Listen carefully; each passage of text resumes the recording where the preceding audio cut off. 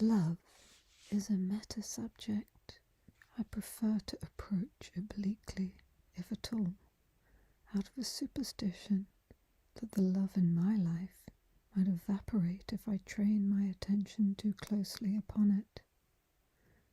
For that reason, this will be a sweeping glance, like a roller skater ricocheting off the rink walls, just in case. My copy of The Captive Mind is a hand-me-down from my father. The spine is cracked with rereading, the pages that tea-stained hue of charity shop fodder, but this makes it no less of a treasure. Milosz the poet was engaged in an ongoing process of extricating his interior self from the ideological thickets of his time to save his heart and his art, perhaps his life. As such, his gift to the world was timeless nourishment, exactly the type called for in our times. Milosz the critic was an advocate of stability and peace, internal and external. In this passage, he mourns the deleterious effect of living in interesting times on the quality of new poetry. One can divine a great deal from a work of art, for example, that the world of Bach or of Bruegel was ordered, arranged hierarchically. Modern art reflects the disequilibrium of modern society, in that it so often springs from a blind passion, vainly seeking to sate itself in form, colour, or sound.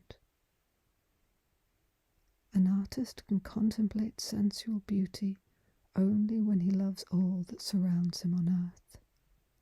But if all he feels is loathing at the discrepancy between what he would wish the world to be and what it is in reality, then he is incapable of standing still and beholding. He is ashamed of reflexes of love.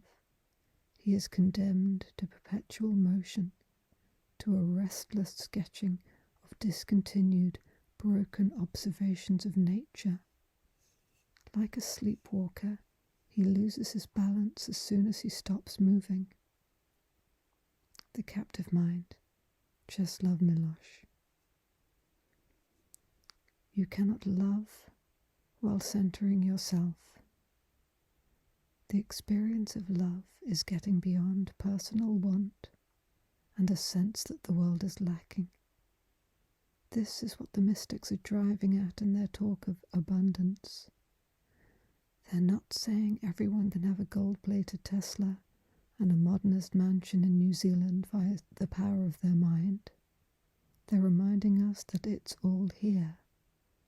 We have it already.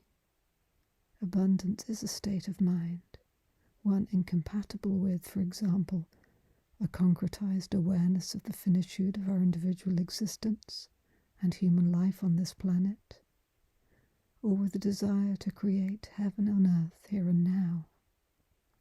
Love conquers death. I perceive that nature loves us every bit as much as we need it. There is ample proof. For example, our bodies can heal themselves. People cannot help loving and doing right by one another, even to the extent of self-sacrifice. Music exists, and people keep making more of it, and it is good, the sound of life loving to live. Moments of grace punctuate our 80 years and 10. Simple things feel so incredibly good. Dancing in the kitchen, breathing deeply, love-making, swimming, hugging, napping, stretching, taking the high road in a dispute, deciding just at the right moment not to chimp out about something small. Being alive is its own reward. Milosz's reflection is timely in a cultural moment when a profusion of popular bards are springing up, sweeping the medium into the digital age. Poetry has currency again, having thrown off its association with the academy. I find this rather thrilling and at the same time filtering out quality from the deluge of data is quite the task, as is gaining critical distance on the works of poets who are embedded in hype. Which poetic moments of the now may promise timeless nourishment? Only in privacy will we glean a sense, and when we're not focused on the question.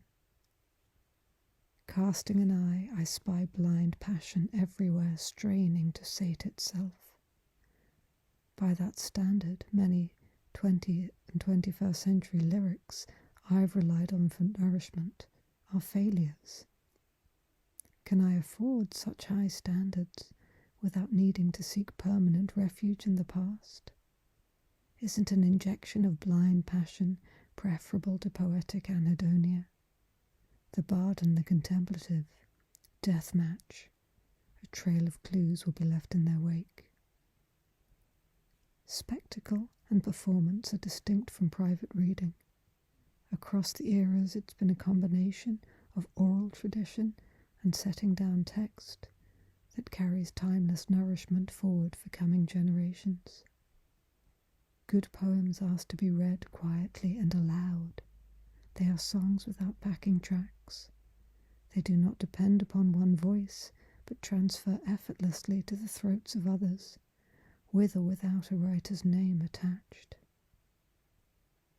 There is something evergreen about the figure of the poet outsider. Until I reached the midpoint of life, fingers crossed, I don't think I fully understood why. Intellectually, perhaps, in that dry and shallow way where you skate over the surface and mistake the spray of glittering ice crystals for the waters beneath. In youth, situating oneself outside seems to be merely a choice from a range of options. In midlife, it takes on the cast of psychic survival. Wishing you all the flow.